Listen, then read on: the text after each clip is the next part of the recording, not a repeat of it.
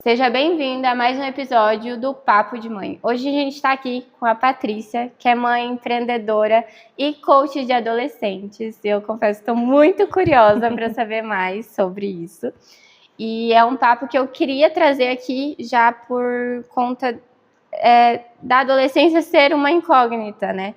Todo mundo fala da primeira infância, mas ninguém fala da adolescência. É poucos conteúdos que a gente vê sobre adolescência. Verdade.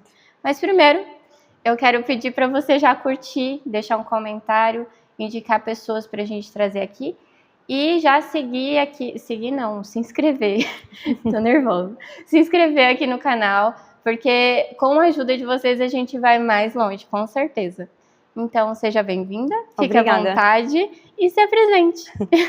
Eu sou a Patrícia, tenho 2 filhos, a Carolina com 12 anos e o Martim com 15, portanto estão os dois na fase mais difícil que toda a gente teme. Eu acho que é a fase que os pais temem, que é antes da fase adulta, não é? Eles estão a modelar agora a personalidade e a adquirir conteúdos e coisas que vêm de fora e nós temos que ajudá-los a não absorver toda a informação que é posta agora e tentar que eles estejam num caminho mais certo. Então, daí eu querer me formar em coach de adolescentes, exatamente pela dificuldade que eu tinha e vi os outros pais terem. Exatamente porque se fala só das crianças mais jovens, a parte da infância, e parece que os pais hoje em dia não querem perceber muito o que se passa na adolescência, preferem não ver, preferem permitir comportamentos, mas que depois, mais tarde, não vai ter bom retorno. E eu também vejo, pelo que eu vejo, assim, né, eu não sou mãe de adolescente ainda, mas eu pesquiso muito sobre isso, sou muito curiosa em relação a isso, que eu vejo que não só não querem perceber, entender melhor, mas também eles anulam o que eles estão sentindo. E essa anulação faz com que haja um espaço imenso entre pais e filhos. Sem dúvida. Porque a partir do momento que alguém anula a gente, seja em qualquer fase da vida, a gente já não vai compactuar mais com aquela pessoa para contar as nossas vulnerabilidades, né? É isso mesmo. É a falta de acolhimento que muitas vezes os pais não percebem, que às vezes é só dizer eu estou aqui. Sim. Respeitar o espaço do adolescente é muito importante também. E eu acho que falar sobre as emoções, porque todos nós nos frustramos, amamos, sentimos as coisas de forma intensa, mas um adolescente eu acho que é mil vezes mais intensa, sim. Tudo ou é a vida ou é a morte, né? Sem dúvida, sem dúvida. E eu queria que você explicasse um pouquinho do teu trabalho, como funciona e como foi o início disso tudo. Primeiro eu tirei a formação de coach, life coach, portanto para adultos e para empresas também. E fui desenvolvendo alguns trabalhos, mas depois, cá está, veio a adolescência para a minha vida pessoal também. E eu senti que se eu consigo fazer com os outros, eu tenho que conseguir fazer dentro da minha casa. Porque primeiro nós temos que curar e tratar o que está dentro da nossa casa para poder ajudar o mundo lá fora. E senti-me com imensas dificuldades. O meu filho, que agora tem 15 anos, sempre foi uma criança extremamente ativa, mas eu achava que aquilo era um ativo fora de série, que não era uma coisa normal. Portanto, levou-me sempre a questionar, a procurar informações. Ainda hoje eu sou uma pessoa que leio muito, eu vou colhendo muitas informações e sempre tentei falar com profissionais e perceber é certo, é errado, porque os filhos nascem e eles não vêm com um livro de instruções. Nós não sabemos, não fazemos a menor ideia. E não estamos a falar só de trocar fraldas, e não estamos a falar disso. Estamos de avaliar comportamentos. O que é que eles estão a sentir? Como é que isso vem para nós? O que é que nós fazemos com isso? E eu senti essa grande dificuldade. Eu sinto que a parte funcional de criar um filho é muito fácil, que é alimentar, manter limpo, manter uma casa agradável para uma criança crescer, né, de forma saudável, mas dá amor, mas daí entra a parte emocional. Exato. E também de entendimento, porque ninguém estuda para ser pai, né? Eu acho que deveria falar mais sobre isso, sabe? Porque muitos pais têm filhos e depois descobrem que não nasceu para aquilo. E, por vezes, esse não nasceu para ser pai, ser mãe, acaba fazendo o que a gente vê nos noticiários. Sem dúvida. De pais abandonando, ceifando a vida dos filhos, ou fazendo coisas tão piores quanto, né, abusos, enfim.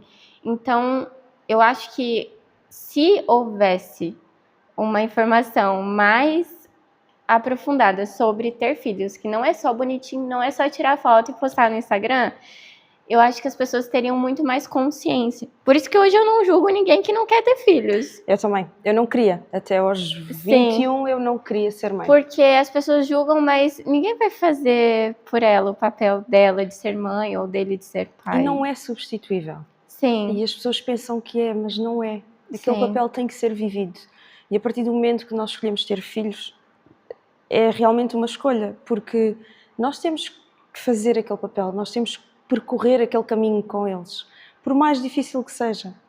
Porque até ao fim da vida deles, somos nós. Somos e mesmo nós que estamos que para eles. Você pode pegar alguém que foi criado pela avó, não é a mesma coisa que uma mãe. Aí falta cá está a parte de mãe, a parte de pai, e essas lacunas que vai existindo durante a educação e o crescimento.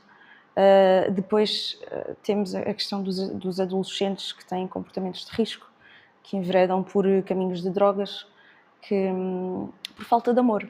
Muitas vezes, a maior parte dos problemas eu arriscaria a dizer que é muitas vezes por falta de acolhimento da parte dos pais, por falta de empatia. Muitas vezes eles próprios dizem, os meus pais estão-me sempre a dar na cabeça, o tempo todo, tudo o que eu faço é errado. Tudo o que eu digo é errado. E nós temos que perceber que a adolescência é uma altura que eles próprios estão com desafios internos. Eles próprios não sabem como hão de lidar com as mudanças do corpo, com as mudanças emocionais. Eles não fazem a menor ideia. E por muitas vezes, as mudanças que eles têm no corpo, mesmo assim, os pais não falam, vai acontecer isso, isso, isso. Não, é um tabu. E muitas vezes também só focam que a menina vai ter ali o ciclo menstrual, mas não falam sobre os meninos. Eu descobri recentemente sobre essa parte do menino, né, da transição ali, que acontece algumas coisas, e que não é falado. Não. Ninguém fala aos filhos isso. Então, eles vivem isso tudo quietos, sozinhos, sendo imaturos, porque o cérebro só desenvolve aos 25 anos completamente. Então, tipo, como que você vai criar um ser humano que seja, que converse, que tenha uma troca, se você não dá a base? Você tem que dar a base para que aquilo esteja bem estruturado, porque sem senão... dúvida. Mas muitas vezes os próprios pais não tiveram na educação deles quem lhes facultasse esse tipo de informações, e isso faz com que eles repitam comportamentos. Ou seja, eu só sei fazer desta forma, eu aprendi desta forma, portanto, se comigo correu bem, eu vou aplicar isto com os meus filhos. A questão é que as gerações são completamente diferentes. A geração agora da adolescência, a geração Z, eles não estão nem aí. Tudo para eles é facilitado, tudo para eles é para ontem. Eu quero comer, eu vou à aplicação do Uber Eats e eu encomendo. Eu quero ir ao cinema, é hoje, é agora.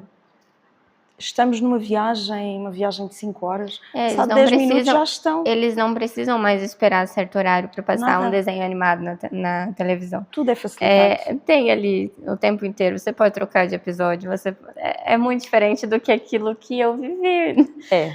E o cérebro trabalha com o sistema de recompensa, o que quer dizer que o quanto nós esperávamos para alcançar determinado objetivo, eles agora querem esse objetivo muito mais rápido, o que os leva a fazer escolhas muito difíceis e que vão levar por caminhos muito difíceis, porque eles pensam, eu não tenho que esperar, eles já estão habituados a viver assim.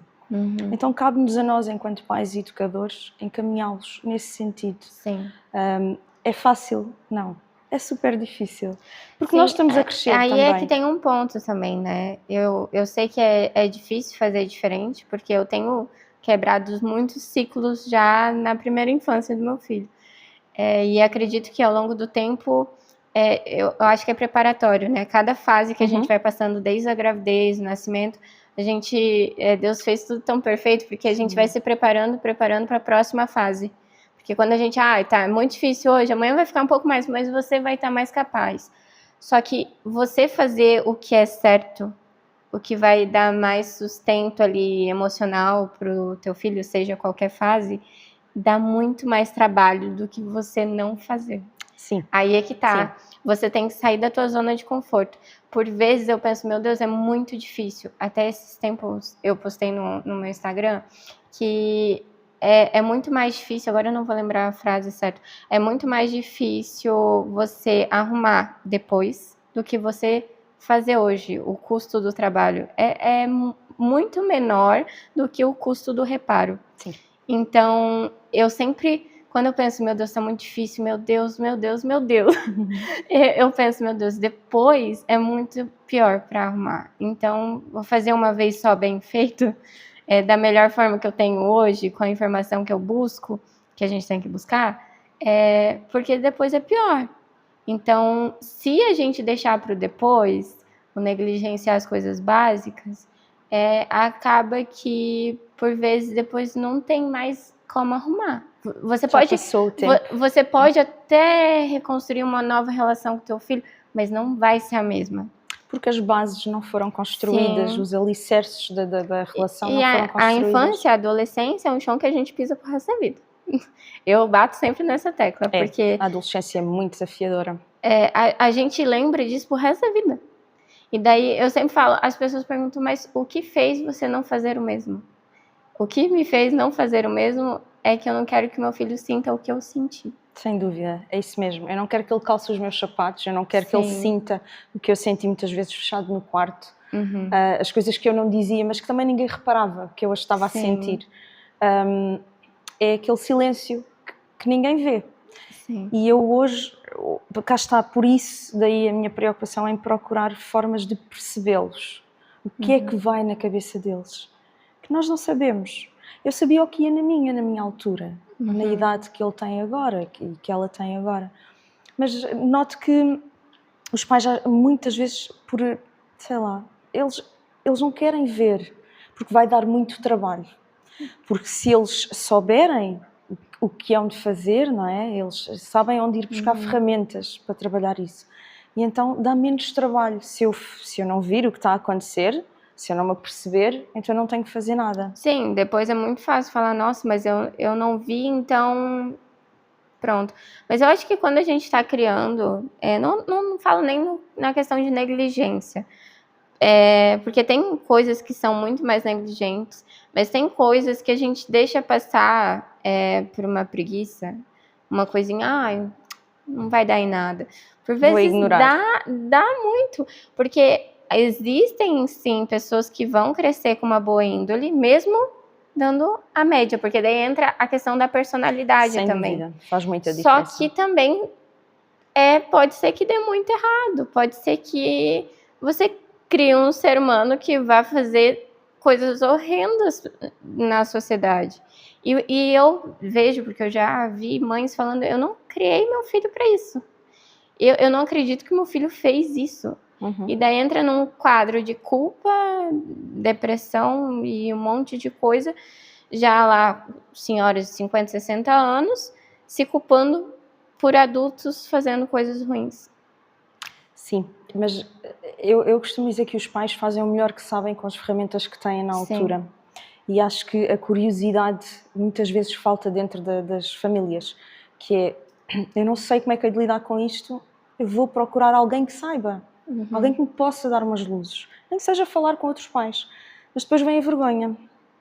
Porquê é que eu vou falar com os outros pais? Eu vou falar do quê? Da minha vida familiar, do que se passa dentro da minha casa? E depois toda a gente sabe.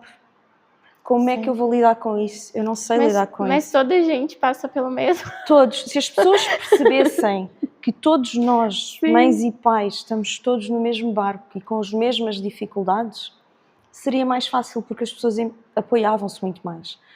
Só que eu noto que as pessoas não têm muita empatia uns com os outros. Preferem esconder, ou seja, há um problema, eu reconheço que há um problema, mas eu não quero vivê-lo. Então eu prefiro pensar que ele não existe. Sim. Só que se eu não fizer nada agora, mais tarde eu vou colher então um adulto disfuncional que vai por caminhos completamente errados. Portanto, Agora Sim. dá trabalho fazer, porquê? Porque nós estamos mais ativos também, nós trabalhamos, nós chegamos a casa, o jantar está para fazer, a louça está para arrumar, a casa está para limpar e nós pensamos, não, eu agora não vou falar porque eu tenho que fazer o jantar e às vezes é só um pouquinho, é só dizer eu estou Sim. aqui, 5 minutos. é só isso. Perguntas abertas é o segredo para os adolescentes, portanto, quando os vamos, por exemplo, buscar à escola e dizemos como é que correu o teu dia, é uma pergunta muito vaga para eles e eles dizem, correu bem, Sim, e não como desenvolvem todos os outros. como todos os outros. Nós também, enquanto pais, temos que abrir um pouquinho as perguntas. Olha, qual é que foi a melhor altura do teu dia hoje? E qual é que foi a pior? Como é que te sentiste? Portanto, nós temos que puxar um bocadinho pelas emoções deles, porque eles têm a tendência a dizer... eles não dizem, por exemplo, eu senti raiva, eu estive raivoso.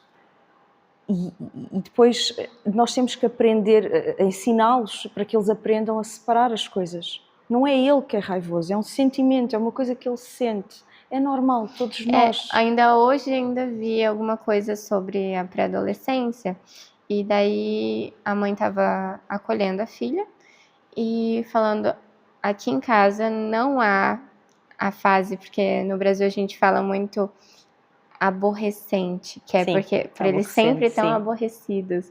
E também, são chatos, porque Sim. adolescente é taxado como chato para adulto, né? Porque eles não socializam, enfim, não conversam tanto, se escondem quando vêm muitos adultos, e é natural. Só que ela falou, aqui não há essas falas, porque eu compreendo o que ela está passando, eu passei e eu vou dar a base. E eu achei interessante isso, porque por vezes a gente fala, ele tá na fase chata. Tipo, Sim, como se fosse um problema. eu digo, é tão enraizado essas coisas na sociedade de taxar o adolescente como chato, porque até eu fiquei pensando, meu Deus, eu reproduzo isso. Eu também penso isso às Exato. vezes quando tem alguma criança que tá nessa transição. E então é um eterno aprender e evoluir, porque Sem dúvida. a gente não vê coisas que estão ali tão já impregnadas na sociedade, né? Sim, porque toda a gente diz, está sempre fechado no quarto, ou está sempre isto, ou está sempre aquilo. É normal, está na adolescência. Portanto, banaliza-se as coisas. É banal. Falar nisso, você viu aquela série? A adolescência, enfim. Eu não vi. E aconselhei muitas pessoas a ver. Eu fiquei com um pouco de receio Sim. de ver, assim, ainda. Mas muitas pessoas falaram, né? Ficou muito em alta e muitas pessoas falando dos filhos do quarto. Os filhos do quarto, exatamente. E outra coisa que se fala nessa série é a projeção que os pais têm nos filhos. Ou seja, eu não fiz, eu vou dar a oportunidade ao meu filho de fazer. Espera, ele quer fazer? Sim. Meu filho vai ser tal coisa. Meu filho vai ser jogador de futebol. Sim, às vezes a criança está na barriga e já está... E então estas projeções vêm connosco enquanto adultos. Sim. Então é como se nós não respeitássemos as vontades deles. Nós não estamos a descobrir o que eles têm de melhor, que talentos têm eles, para depois um talento se transformar num ponto forte. Porque é isso que os vai fazer ter autoconfiança. E por vezes também a criança, o adolescente, eles têm essa vontade, esse fascínio por alguma área, e os pais levam só como se fosse uma brincadeira, como se fosse um hobby, e às vezes o sonho da criança é ser aquilo, vamos supor, pintor. E, não vou dar canetas. Por quê? Pra que tantas canetas? Por que tanto? E às vezes, o que falta é só eu vou fazer porque eu sei que é pro teu bem, porque tu gostas, ou que seja só um hobby, mas a criança se sente validada ali. Sem dúvida, e é isso que muitas vezes não acontece. Isso dá abertura para que haja outros tipos de conversa. Porque ele assim sente que ele é ouvido, é validado. Portanto, viram o que eu gosto, eles perceberam que eu gosto disto, então eles validaram aquilo que eu gosto. Eu estava com uma conversa com a minha sobrinha no Brasil, no telemóvel, com o meu marido. E foi logo que eu descobri que era uma menina.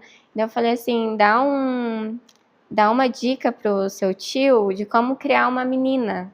E ela é incrível. E ela falou assim, se ela gostar de pintar, compra muitas canetas. Se ela gostar de... eu não sei se aqui tem aquele Carmed, que é Fini, com sabor de Fini, que é tipo batom, Tipo assim. lip gloss. Isso. Sim. Tem o Carmed aqui, mas lá no Brasil tem uns que é de uva, de açaí. E é Ok. super viral, assim, entre as crianças e adolescentes. E ela falando, porque se ela gostar disso, dá, porque eu sei que é difícil, porque às vezes é um pouco caro, mas quando puder, dá. A minha mãe sempre que pode, ela dá. E eu ajudo ela para que ela também consiga trabalhar bem e ficar tranquila, porque eu estudo, eu tiro nota boa, e eu consigo falar para ela as minhas frustrações, e vai muito a fundo, sabe? E uma Desenvolve criança muito. de Que 10 idade tem? anos. Pois. 10 anos. E eu acho incrível. Eu sempre falo pra mãe dela o quanto a criação é incrível, é admirável. Aí nota-se que é uma criança que foi explorado o que ela tem de melhor, foi-lhe mostrado, certas coisas foram validadas, certas coisas foram ouvidas. Sim, até um ponto, ela joga futebol e ela vai jogar em um lugar específico que tem aqueles olheiros. E a mãe dela explicou, olha, se caso agora vier uma proposta de você jogar num time base que ganha, enfim, agora não é o momento, porque você não pode morar sozinha ainda. Daqui uns 5 anos, quando a gente vê que você é um pouco mais funcional, um pouco mais sábia em relação à vida, né, as maldades, daí a gente pode ver e tal. E eu falei, e você se sentiu como? Me senti bem, porque minha mãe só tá cuidando de mim. E eu não quero ficar longe da minha mãe também, eu não quero ficar longe da minha mãe. Tipo, ela repetiu isso umas 3 vezes. Então, se fosse qualquer outra conversa, tipo, você não vai, pronto. Exato. É outra reação da criança. Porque eles querem perceber porquê. Eles são inteligentes. Nós é que achamos que são só uma criança. Não, eles são extremamente inteligentes. São mais inteligentes que nós. Eles percebem tudo, eles apercebem-se de comportamentos das pessoas, eles observam tudo.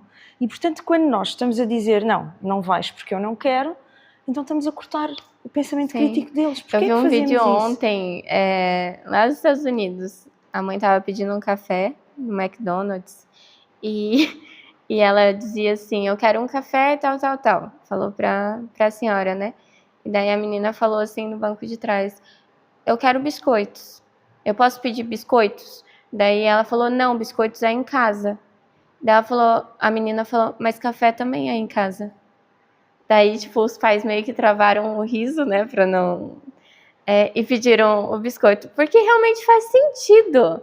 Porque a gente tem que matar as nossas vontades, fazer o que apetece na nossa cabeça, mas das crianças e adolescentes a gente invalida tudo. Porque nós crescemos com esses valores, os nossos pais deram-nos esses valores, não, e pronto. Só o adulto pode. Só o adulto é que pode. Porque eu pago as contas. Exatamente, porque eu trabalho, quem sustenta esta casa não sou eu. Portanto, aquela velha conversa que... Eu acho isso tão baixo que... Achou o quê? Que ia ter filho e não ia sustentar? É isso, é por isso que eu digo, eu acho que... Eu não consigo compreender. Eu arrisco a dizer que nem toda a gente devia ter filhos. Sim. Porque o trabalho que dá... E eu não estou a falar do trabalho monetário, não estou a falar de dar comida, não estou a suprir isso que eles precisam, não é isso, eu estou a falar de saúde mental. Quem não está preparado, quem não se sente preparado, e verdadeiramente eu acho que nós no início nunca nos sentimos meio preparados, aquilo é um turbilhão para nós também. Eu me considero uma pessoa bem consciente, ainda assim eu tenho medo, eu estou aqui grávida e eu já tenho um filho e eu tenho medo igual. Sem dúvida, o que se torna mais fácil é mudar a fralda, dar de comer, isso é mais fácil. Isso é o de menos. Isso está tudo certo. Agora, a personalidade com que eles vêm, como é que eles vão ser, o que é que... Nós não fazemos a menor ideia, então nós somos mães de primeira viagem. Eu acho que a maior descoberta na minha maternidade é que as demandas eram poucas perto da responsabilidade de educar um ser humano, porque eu acho que ninguém pensa sobre a educação quando eu vou ter um filho. Ninguém pensa na educação. Não. Eles não pensam que crescem. Só vão ter bebês. Não, os bebês crescem. E eles vão ter opinião a dar. Eles começam muito cedo a ter opinião. E nós não podemos fazer como antigamente, desvalorizar o que eles estão a dizer. Não, nós temos que ouvir. E quanto mais nos ouvirmos os nossos filhos, e especialmente na fase da adolescência, que é antes, da fase adulta, não é? Portanto, é a preparação para a fase adulta. Mas é Quanto mais ouvirmos, melhor. Quando eles escolhem que caminho vão seguir, seja nos estudos, porque aqui eles já escolhem um curso ali, né, aos 15 anos. Sim. Então, se eles não tiverem esse discernimento junto com os pais, para os pais direcionar, o caminho pode ser torto demais. É aqui que nós, enquanto coaches de adolescentes, podemos ajudar. Nós fazemos sessões com os adolescentes e com os pais também. É isso que eu ia perguntar. Os pais te procuram e falam as queixas? Sim, mas as sessões, portanto, normalmente é um pack de 10 a 12 sessões e há 2 das sessões que são com os pais. E há uma coisa muito importante, porque o adolescente gosta de sentir que nós não estamos a falar nas costas deles. E então o que é que acontece? Qualquer coisa que seja falada é sempre na presença do adolescente. Ou seja, os pais podem até nem estar, porque a maior parte das sessões não estão, mas o adolescente tem que estar sempre. Portanto, não há conversas nas costas. É que o foco ali é sobre o adolescente, não é sobre os pais, né? Porque quando nós ganhamos a empatia com o adolescente, ele abre-se connosco de coisas muito privadas. Que nós não vamos partilhar com os pais. E eu normalmente na primeira sessão, que é com os pais, eu informo logo que temos o sigilo, mas informo também o adolescente, se houver algum comportamento que eu considere de risco, eu vou explicar aos pais. Com a tua presença, mas eu vou explicar aos pais. Sim, até porque eles são os responsáveis, né? Exatamente. Portanto, mas deixo-os sempre à vontade, para eles poderem falar do que quer que seja. E eles se abrem assim... vamos generalizar, né? Eles se abrem muito fácil para você, os adolescentes. Os pais, eu acho que é os pais, fácil falar. Sim, os adolescentes, é engraçado porque eu também faço análise comportamental e, portanto, normalmente eu faço um teste com eles para perceber qual é o perfil comportamental deles e como é que eles vão se abrir. Porque há uns que é de uma forma, há outros de outra, e então há determinadas perguntas, ou às vezes eu até te conto uma história minha para quebrar ali o gelo, para eles se sentirem mais à vontade. Para entender que você também é humana, né? Exatamente. Eles têm muito isso, ela sente coisas. Sim, ela é como eu, eu, ela pensa como eu. Ela está a acreditar no que eu estou a dizer, portanto ela acredita em mim. Eu sinto-me ouvido. E ela disse-me que não vai contar aos meus pais. A menos que seja uma situação que eles também têm consciência. Eles têm consciência do que é situações de risco. Portanto, se eles comentarem alguma coisa, não é que eu vou correr dizer aos pais, mas é, olha, sobre este assunto, vamos ter que falar com os pais, ok? Mas não é, na próxima sessão vamos ter. Quando é que tu achas que devemos falar? Portanto, é tudo, eles é que decidem como é que vão fazer. Sim. E, portanto, assim é mais fácil eu levar... Eu acho que, independente do dia que for falar, você dando uma abertura para ele se preparar para esse momento... Sim. Já é meio caminho andado. É como nós nos preparamos para tudo. E por que eles não, né? Claro. Nós nos preparamos para estar aqui hoje, ficamos nervosas, enfim. E é a mesma coisa dos adolescentes. Eles acham que, porque não trabalham, porque não tem contas, porque não tem responsabilidades como tem as nossas. Outras. Não é como as nossas, não são adultos. Só que ainda a escola é uma pressão muito grande. Muito grande para eles. É a pressão dos professores. Hoje eu vejo com a minha cabeça de hoje que era maravilhoso, mas na época, meu Deus, era torturante, porque a comparação entre... entre as colegas e sobre a inteligência, sobre notas, sobre um monte de coisas, sobre o que vai ser quando crescer, o que vai fazer quando sair da escola, sabe? É muita pressão. E as pessoas vejam isso, é só escolher. Não é, porque eles estão num turbilhão gigante dentro deles. Eles querem ser aceitos na sociedade. Como? Quem sou eu? Eles não sabem quem sou eu. Eles estão a definir isso. E por vezes também eles se anulam para os pais gostarem deles. Sim. Porque, tipo, se você fizer fazendo isso, eu fico chateado com você. Não é com a situação. Eles direcionam para o adolescente. E para a criança também.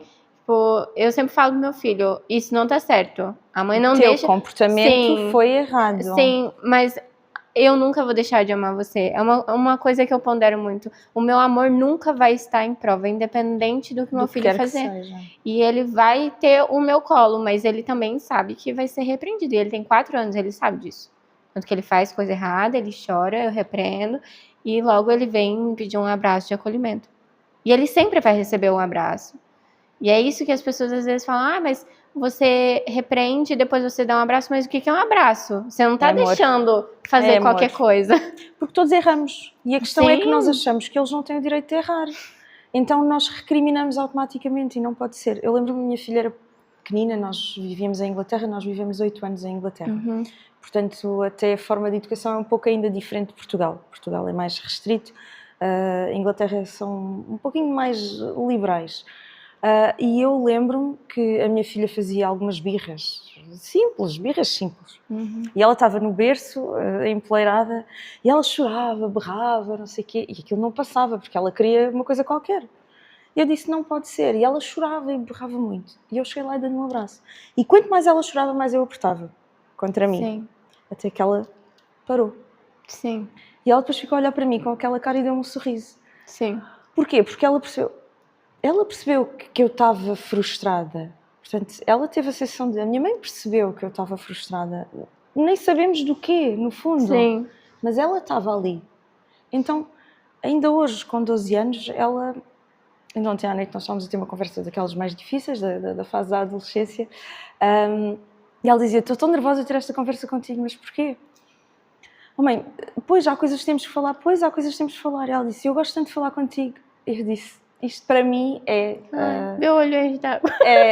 é o resultado de muito trabalho. Sim, mas muito amor. Sim. Muito amor. Naquelas alturas que nos apetece e quando vamos buscar à escola e nos apetece, sei lá, dar um grito porque o nosso dia de trabalho também correu mal e alguém nos chateou e alguém nos magoou. Só que eles são o nosso porto de abrigo. É uma coisa que eu sempre penso também, sabe? Se eu não gosto que gritem comigo, por que eu vou fazer isso com a pessoa uma das pessoas que eu mais amo no mundo, sabe? Sem dúvida. E ainda assim que o grito no cérebro da criança é a mesma coisa que bater nela. Paralisa, não absorve nada, não tá entendendo nada, sim. Isso é do funcionamento mesmo, é científico, né? A gente não tá nem falando aqui de uma forma só como mães, porque tá na ciência isso. E as pessoas custam a entender isso. Mas eu sou assim. É uma coisa que eu sempre pondero.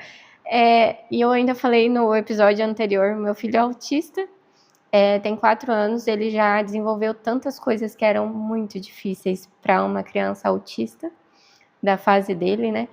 E eu digo, se ele tem potencial de aprender, desenvolver aptidões que são difíceis com o diagnóstico, quem somos nós na fila do pão para dizer que somos de tal maneira e não vamos mudar a custo de nada?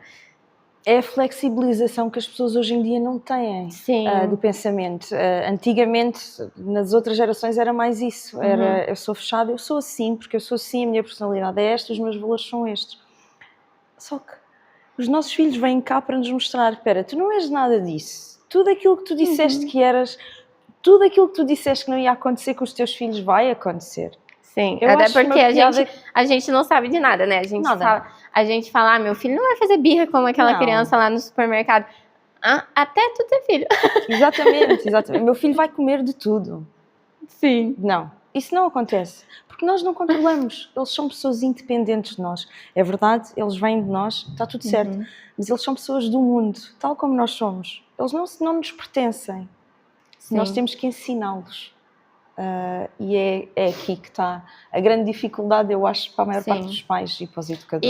E na grande maioria, assim, você sente que no final dessas sessões, né? Sim. Tem uma melhora de conexão entre pais e filhos? Tem. Tem porque, em algumas sessões, como eu disse anteriormente, nós juntamos os pais. Portanto, nós definimos objetivos comuns, objetivos da família. E então é muito engraçado porque até os pais têm trabalhos de casa para fazer. Interessante. Os pais têm que também fazer a parte deles, porque a família é um todo e, portanto, todos têm que trabalhar no mesmo sentido. Eu agora estou com um processo, um projeto com a Estrela Desportiva de Bensafrim, que é uma equipa de futebol, onde o meu filho, por acaso, joga futebol. Eu não faço com ele, eu não posso fazer coaching com ele, não é? Mas faço com os colegas. E tem sido muito engraçado, porque o treinador, inclusive, ele diz: Patrícia, eu não quero os melhores jogadores, eu quero os melhores homens, as melhores pessoas, os melhores adolescentes. E, de facto, é isso, é nesse sentido que nós trabalhamos.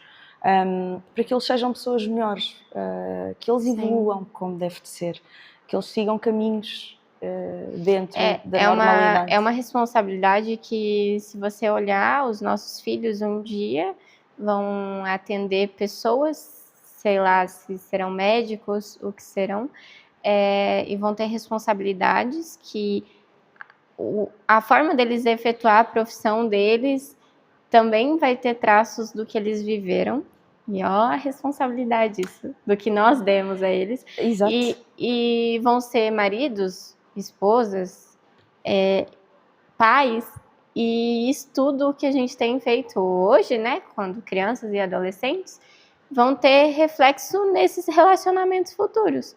Os exemplos, eles vão seguir muitas vezes os exemplos. E você quer que os seus filhos sejam ruins como marido, mulher, como pais? Obviamente que não. Então, eu acho que esse trabalho que você faz é incrível, porque não tem informação sobre criar filhos. É difícil ter. Hoje em dia, ainda com a internet, tem melhorado muita coisa, né? Tem, mas tem muita informação que nós não sabemos qual é que é verdadeira e muita qual coisa não é. que não é mesmo, né? Sim. E às vezes as abordagens também, eu acho que às vezes uma abordagem específica funciona para tal pessoa, outra para tal. E também tem as pessoas que acham que tudo que está na internet é mentira. Sim, também é os extremos. Eu costumo dizer, os extremos não funcionam para nada na vida. Tem que haver um equilíbrio de tudo. Sim. Nós temos que perceber que fonte de informação é que estamos aí a buscar. Tem que pôr numa peneira e ver o que cabe a gente também. A gente é funcional o suficiente para entender as coisas. Porque com informação a gente vai muito longe. Agora, sem informação, a gente fica estagnado lá em 1980. Sim. Criando filhos de 2025. Eu acho que a questão é o que é que fazemos com a informação. Sim. Porque a informação existe, muitos livros, internet, tudo, palestras, workshops, tudo. Mas o que é que nos interessa ter a informação se não os usarmos? Sim. Não faz sentido. E não adianta ter preguiça. A forma como usamos a informação é que vai surtir efeito. Agora, se simplesmente só lermos as coisas e não aplicarmos, porque a questão é essa, nós para crescermos também temos que aplicar aquilo que estudamos, não é? Porque senão... E é isso que eu achei interessante que você falou, que você começou pela sua casa, pelos seus filhos, para depois você pôr isso de forma, né, de empreender nessa parte. E é o ponto que muitas pessoas pecam em vários sentidos na vida, não só com os filhos. São bons para as pessoas lá fora, são ótimos profissionais, mas daí da porta para dentro são péssimos. Exato. Em vários aspectos. Então, eu acho que é importante a gente começar pela casa, porque às vezes pensam, eu preciso ter sucesso no meu trabalho, mas e a minha família? A casa tá lá, tudo para depois, tudo para amanhã. Brincar com o filho não é uma prioridade, porque eles acham que brincar é só brincar. E não, brincar é conexão, para que lá na adolescência... É isso mesmo, é que essa conexão, se não for construída... Sim, é construída desde pequena. Exatamente. É que depois as pessoas pensam, eu vou ter tempo. Eu agora vou só limpar ali a cozinha e está tudo certo e depois eu vou... Não. Naquele momento que ele pede, e o adolescente quando pede é porque precisa mesmo. Sim, para eles porque verbalizar. É um passo muito grande para eles o pedir. Mas a gente está se encaminhando aqui para o final. Eu estou muito feliz de ter essa conversa contigo. Realmente, para mim, abre muitas coisas que estavam vagas assim no meu pensamento em relação à adolescência, porque eu sou meio louca nesse ponto. Eu tenho muito medo da adolescência e eu acho que é um medo que já vem de gerações, né? Porque eles colocam um terror em cima dessa fase e tipo, você faz tudo agora, tudo bonitinho, mas aí vem a adolescência, não vai adiantar de nada o que você fez. É o que me falam. Sim, porque é por isso. Eu sou muito amorosa com meu filho, eu entendo, eu respeito. E as pessoas sempre falam, espera chegar a tal fase.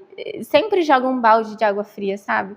E eu vendo o que você pratica e o que você nos pontua aqui hoje, em relação aos teus filhos, que a tua filha gosta de falar com você, que se sente à vontade, isso pra mim me dá uma luz no final do túnel. Assim. E meu filho também, e é rapaz. Sim. E portanto, quando eu vou buscar a escola, porque sou eu que vou buscar os miúdos, Sim. ele diz, mãe, eu hoje tenho um assunto para falar contigo. Ai, ok. Incrível. E chegar, porque toda a gente também sempre me disse, aí a adolescência, prepara-te, então era assim um monstro muito grande e eu comecei a absorver a informação e disse, eu vou ter que descortinar isto para perceber. O seu trabalho é feito de forma online? Como que funciona?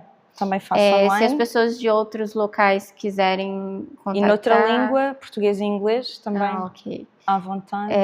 Porque eu acho muito interessante isso mesmo. Eu acho que muitas pessoas têm essa... Eu não sou a única, certeza, a ter medo e a querer informação sobre, porque... Por vezes a gente está perdido em relação a nós mesmos, adultos.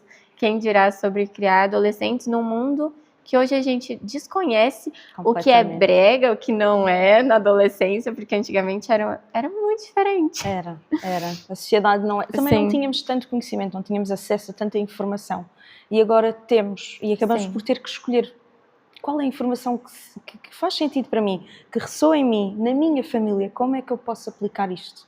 Sim. E, portanto, há muitos profissionais que podem ajudar nesse sentido.